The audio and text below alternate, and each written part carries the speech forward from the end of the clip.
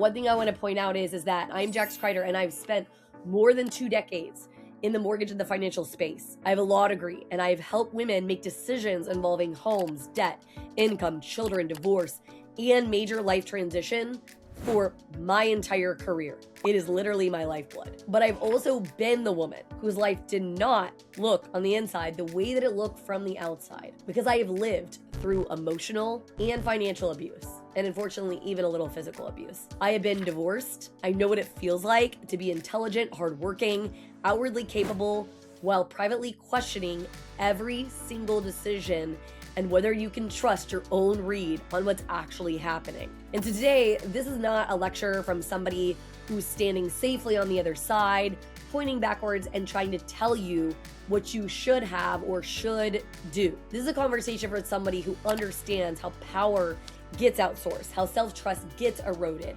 how slowly, sometimes painfully slowly, you learn to hear yourself again.